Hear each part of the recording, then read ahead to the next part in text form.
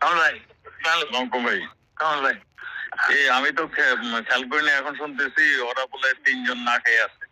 ওই যে শোনেন শোনেন, আমি আমি আমি আপনাকে একটা কথা বলি। আমি শুনছি, আমি শুনছি। জি, আচ্ছা।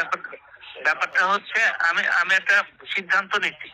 হ্যাঁ সিদ্ধান্তটা হচ্ছে এই, কালকে সকালে, হ্যাঁ হ্যাঁ কালকে সকালে আপনার ওদেরকে হ্যাঁ ছেড়ে দেওয়া। আচ্ছা তার কারণ, কালকেও কোর্ট বসবে না, এবং এই যে কোর্ট বসবে না, এইটা দোষ হবে আমার এবং সরকারের।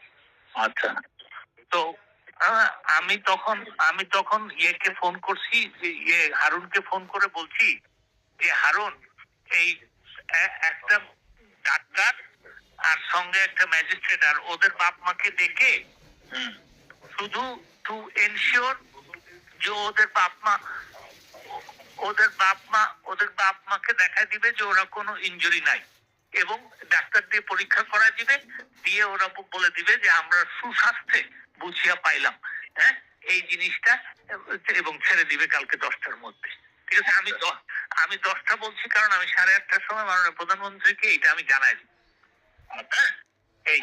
এই ডিসিশন আমি নিছি। তার কারণ হচ্ছে কালকেও কোর্ট বসবে না, কোর্ট বসবে রবিবারে গিয়ে। এই রবিবারে গিয়ে বললে শয়তানি আমি করছি আর আপনি করছেন, এই দুইজনের নাম উঠে যাবে, বুঝছেন না? আচ্ছা, আমি আর দরকার কি আমাদের এই শয়তান হওয়ার? আচ্ছা, আজকে ছেড়ে দিলে ভালো হইতো। আজকে রাত্রেবেলা ছেড়ে দিলে বলবে চোরের মতন ছেড়ে দিচ্ছে। ডাক কেন ওয়াই? কালকে সকালে দিই। আচ্ছা ঠিক আছে, ঠিক আছে। আচ্ছা, আরেকটা বিষয়, জি। হারুন থেকে সরাই দিচ্ছেন।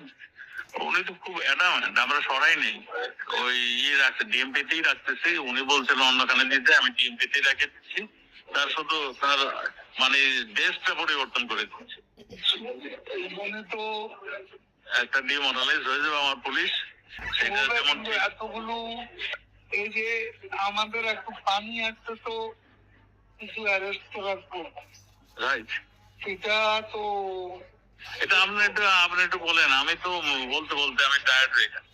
আপনি একটু না বললে আমি আর সাহস একটু ওয়েট করেন। একটা লোকের সে কিছু কাজ করছে, এবং আপনার পুলিশ পোস্ট ডিমোরালাইজ, সব ডিমোরালাইজ হয়ে যাবে। সেটি আমিও কারো দিয়ে কাজ করাতে পারছে। আমি তো সেটাই চাচ্ছি, সেটাই বলছি। এখন আপনি যা ফিল করেন, হ্যাঁ, সেটা আপনি দয়া করে আমার কাছে বলতেছেন, এটা আপনি নেত্রী কি বলে দিতে। আমি বলছি।